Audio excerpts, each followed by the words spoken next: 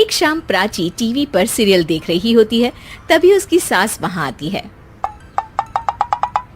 अरे सीरियल में तो ऐसे मग्न है जैसे आज रात का खाना पड़ोसी आकर बनाएंगे। मुझे पता ही नहीं था आपने अपने बेटे की शादी पड़ोस में भी की हुई है। हैं? मतलब? मतलब इस घर में सारा काम बहू ही करती है, आप तो सिर्फ खर्राटे मारती हैं।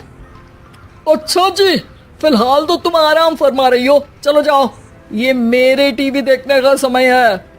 आहा, इसीलिए मुझे भगाया जा रहा है। सॉरी, अब तो बिल्कुल नहीं जाऊंगी।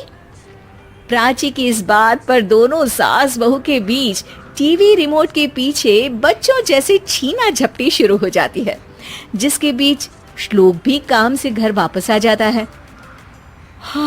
आज मेरी चूहे बिल्ली की जोड़ी किस बात पर झगड़ रही है? अरे तेरे बीवी मुझे टीवी ही नहीं देखने दे रही। अरे तुम्हारी मम्मी मुझे खाना बनाने के लिए फोर्स कर रही है। अरे वाह, ऐसे बेतुके रीजन पर तो बच्चे भी झगड़ा नहीं करते। अरे मुझे कुछ मत बोल, सब इसने ही शुरू किया है। हाँ हाँ, जैसे आप तो बहुत दूध की धूली है ना। अरे बस, दोनों चुप।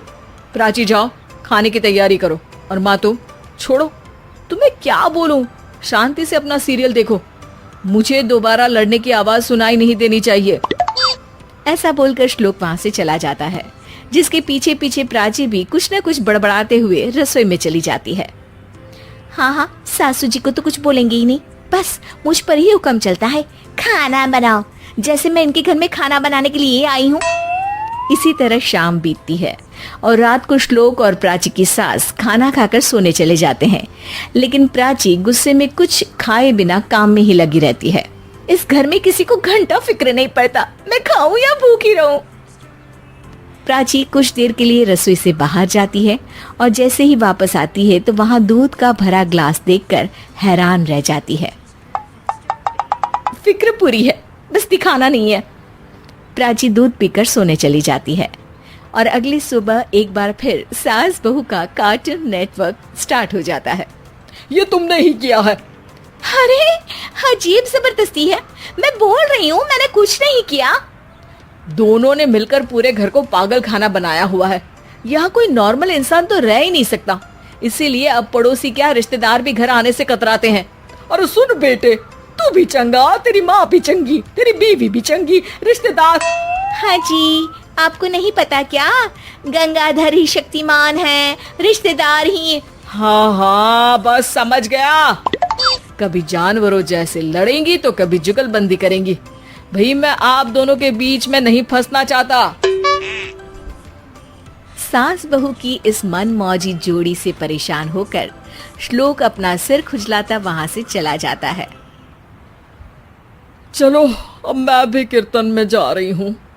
इस पर जैसे ही सास कमरे में अपना पर्स लेने जाती है तो वहां नाश्ते की प्लेट रखी देख मुस्कुराने लगती है और नाश्ता करके घर से बाहर निकलते हुए कुछ पैसे टेबल पर रख जाती है, जिसके कुछ देर बाद सिलेंडर वाला घर आता है। ओ मोरी मैया, मैं सिलेंडर के बारे में तो बिल्कुल भूल ही गई थी। घर खर्च के सारे पैसे भी मम्मी के पास है और श्लोक से बोला तो उल्टा 4 बात सुनाएंगे। प्राची ये सोच ही रही होती है कि अचानक उसका चेहरा चमक उठता है और वो घर में आकर इधर उधर देखने लगती है। तभी उसकी नजर टेबल पर रखे पैसों पर पड़ती है, जिन्हें वो सिलेंडर वाले को दे देती है। ये सब श्लोक देख लेता है। अच्छा बेटे, इतना बड़ा घोटाला, सबके सामने मैं तेरी दुश्मन और पीठ पीछे तेरी मेरी यारी। इस पर श्लोक एक प्लान बनाता है और शाम को सब एक साथ बैठे होने पर बोलने लगता है।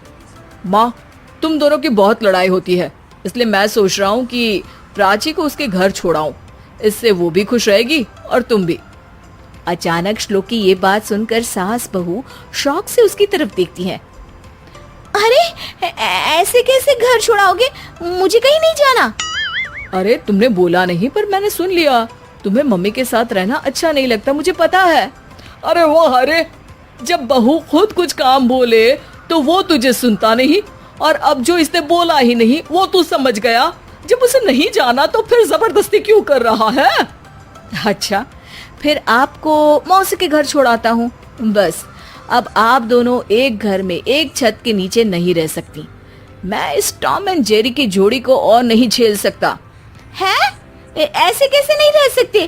तुम्हें इतनी दिक्कत है तो तुम्हारा बोरिया बिस्तर पैक कर देती हूँ, लेकिन मम्मी जी कहीं नहीं जाएंगी। बिल्कुल यही सुनना था मुझे। अगर दोनों में इतना ही प्यार है फिर हर वक्त ये लड़ाई का नाटक क्यों करती हो? देखा मैंने कैसे माँ किचन में दूध रखती है और तुम उनके लिए कमरे में नाश्ता रखती हो, और कैसे वो पहले ही तुम्हारी दिक्कत समझकर घर में पैसे रखकर बाहर जाती है। अरे भाई, इतना ड्रामा तो डेली सोप में भी नहीं होता जितना तुम दोनों ने इस घर में फैलाया हुआ है।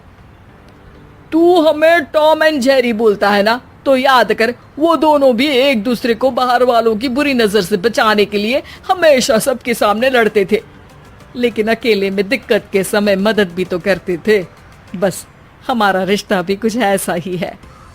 और वैसे भी अगर सास बहू में तू मैं नहीं होती तो दुनिया वालों को कहानियां कैसे मिलेंगी?